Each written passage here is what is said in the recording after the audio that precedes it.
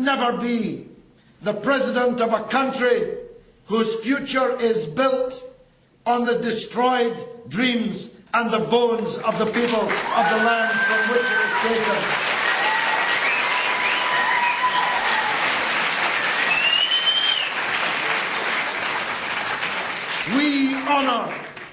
We honor such Jewish people, and we reject the idea that the people of Einstein and Marx and Epstein should be represented by Sharon, by Netanyahu and by Lieberman.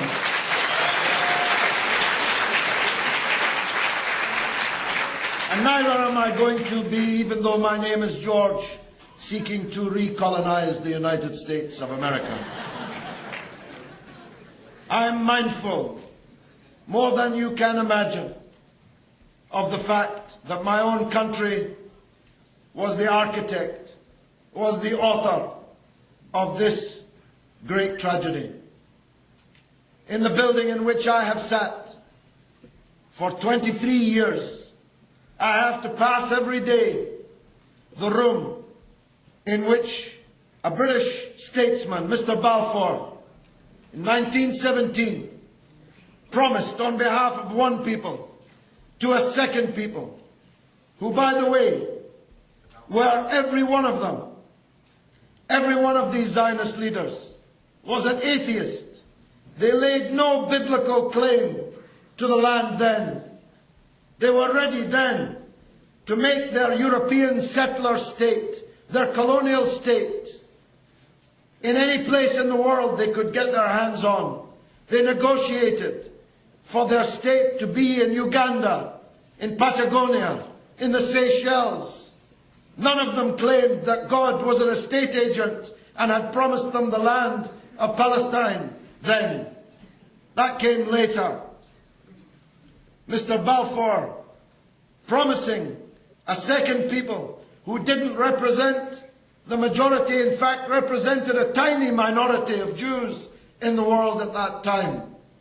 Land which belonged to a third people, even by the standards of imperialism. This was a brazen act. Britain gave away a land which it did not yet even possess to another people. At that time, 1/5 of the world's area, 1/4 of the world's population was governed from that little building in my little country. 1/4 of all the world. Britain had an empire, it was said, so vast that upon it the sun never set. Though, as my Irish grandfather used to say, that's because God would never trust the British in the dark.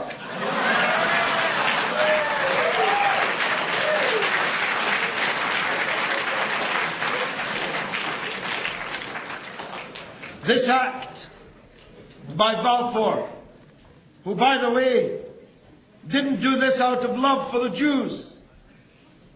Balfour actually hated Jews. He was an anti-Semite.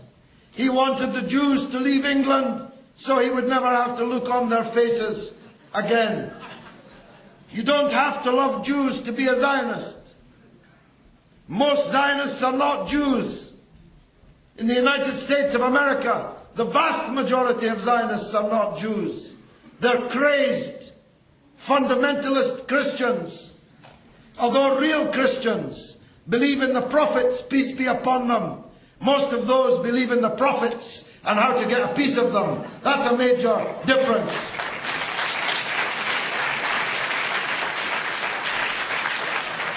Anybody who thinks George W. Bush loved Jews has never visited his golf club down in Texas. Balfour gave this promise because he wanted what he called a loyal little Ulster, like the north of Ireland. He wanted to implant a colonial enterprise to keep the Arabs divided and weak, the better, so that imperialism could steal their things. That's why they did it. It wasn't about religion. And we must never make it about religion. We say, we demand the land back. We demand the land back, and we demand the right of the people to return to the land. And as Rami said in his wonderful poem earlier, we're not threatening to push anyone into the sea. Jews, Muslims and Christians can live on the land, but only as equal citizens before the law and not as superior citizens.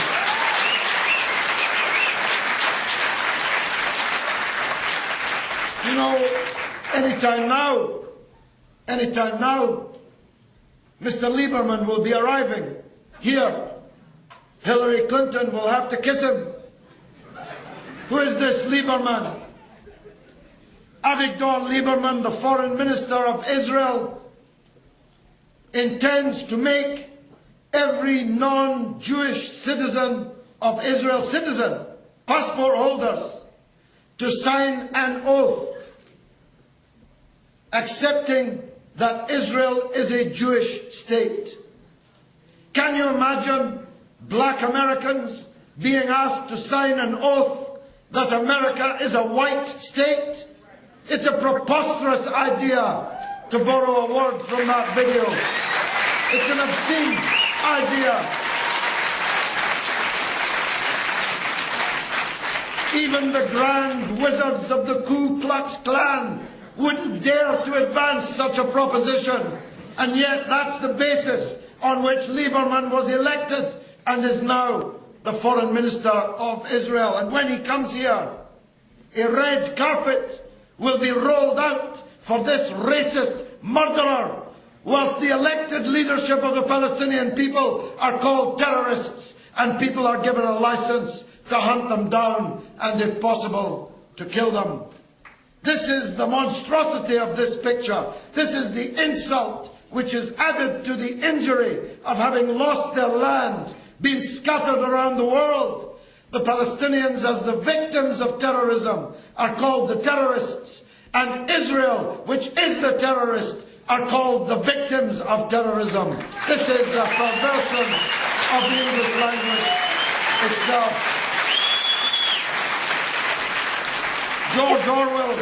George Orwell, in his epic novel 1984, described when he wrote it, he was imagining a future when the English language itself would be perverted, when peace would be called war, war would be called peace, lies would be called truth. We've reached this situation now when victims of terrorism are branded as terrorists, and those who support the victims have the FBI in their meetings looking to see if we step out of line. Well, I promise you that what I'm going to propose this evening does not break any US laws. We will not be breaking any laws of this country. I just say it's a pity that those fundraising for Israel are not subjected to the same forensic examination as those of us involved in Palestine. Now, the latest of my long lifetime of involvement with the Palestinians began when I watched, as you watched, the 27th December massacres unleashed by the State of Israel on the defenseless people of Palestine in the Gaza Strip. This was almost unique in the annals of modern warfare. Normally, when a people are bombed, the civilians can run away, can hide, can become refugees. In this case, in Gaza, 25 miles long, 3¼ miles wide, the largest concentration camp on the earth, the people who did the bombing took the precaution of locking all the doors so the people had nowhere to run and nowhere to hide. A people who had no air force, no anti-aircraft guns, no navy, no tanks, no heavy weapons, were shot like sitting ducks were